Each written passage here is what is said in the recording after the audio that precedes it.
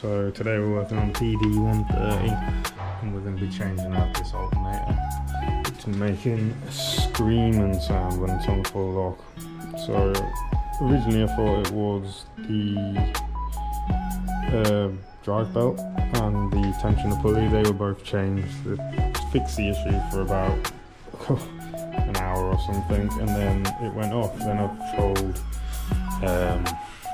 trolled the YouTube and found out that turns out that inside these has some sort of double clutch or something, and when the clutch stops working on one side or something like that, I can't remember the total ins and outs of it, but this is the offending part apparently for that screech.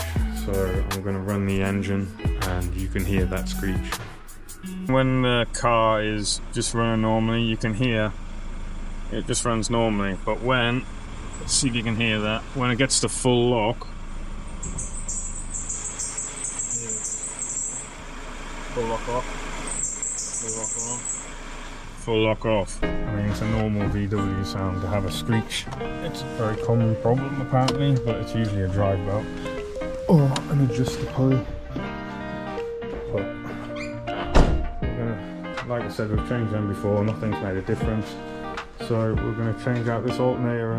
Had to move a few bits out of the way, and then you've got to get an adjustable wrench on this little toggle here to take the pressure off the pulley wheel, and then ram some sort of metal thing in there. I used a 4mm drill bit that looks like it's going to ping at any minute. You can see it's a little bit bendy there, but as you can see down here, you had to take off the adjuster pulley after you detension the drive belt, and as you can see my finger there, there's a bolt down there, and there's another bolt there to undo. You unclip this, and then there's another harness underneath this that needs undoing. And that's pretty much off. That's it out. So what it was is these two bolts, and then there was a wiring harness on this bit here, as well as this bit here. It's actually got a new nut on it as well. So we're just going to install that back in. What a pain in the ass. This is, well, it was. So I've done it now. So there's two bolts that need to go in to attach the alternator, which is the one at the top and the one at the bottom. Now it's a really tight fit for this bit, and there's another bit the same. You've got to like set it in between these two metal bits. So I found that I had to grease the insides because it was already a tight fit. You're basically hammering it. Get the top pin in, and it kind of, you can rock it backwards and forwards. So once you've got the top pin in, don't tighten it up, and then you've got to push the bottom in with the bolt in and kind of feel around for the position to get it in.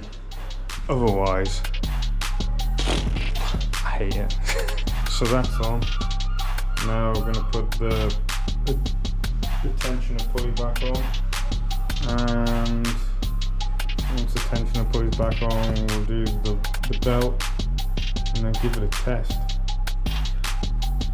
Such a pain. Everything's in the way without taking everything off. I don't really want to take everything off. So that's that back on. Don't forget the wire and harness. The earth, you definitely want to do that beforehand. And then don't forget the little plastic cap that goes over that connector there. And then you've got to take your pin out. Make sure your belt's all lined up properly for your tensioner wheel. And now I'm going to give it a little starter up and see how she performs, whether I've got that squeal anymore. Moment of truth. Hopefully I've connected the drive belt up properly. I didn't really check it, if I'm being really honest. I just banged it back on. Right. And there we are. start, full lock. No squealing noise anymore. Wow, that's been a real bane in my life, that. No squealing. Let's take it for a little spin. So, absolutely buzzing. That's the first job down. Took it out for a test drive. There is no more squealing noise at low RPM, hard lock, or whatever. It is smooth. So, if you've got a VW, an old one, which seems like it's got a belt squeal problem, you've changed the belt, you've changed the pulley, the tensioner pulley, and it's still squealing, it's probably your alternator. Doesn't mean that alternator wasn't working, which it was, but it was something to do with a double clutch or something like that in there. If you wanted to look up a bit more, go for it. But I'm just telling you how to fix it. Don't forget to give me a little like. Don't forget to give me a follow, because it's about to get interesting. It is gonna get interesting because I have half a clue what I'm doing, but I don't have a whole clue. So this is going to show people that you don't need to take your car to a mechanic to get it fixed all the time, spend a fortune. You can do most of this stuff yourself, bearing in mind this is an old car, which is a lot simpler than the new ones. But don't be scared. Don't be scared of doing stuff. Just do it. What's the worst that can happen? You've got to take it to the mechanic anyway for him to fix. So you might as well try and fix it yourself and learn something new for cheaper. I love it anyway. I love it.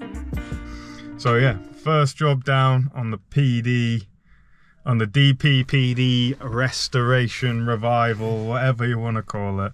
And we'll see you for the next job.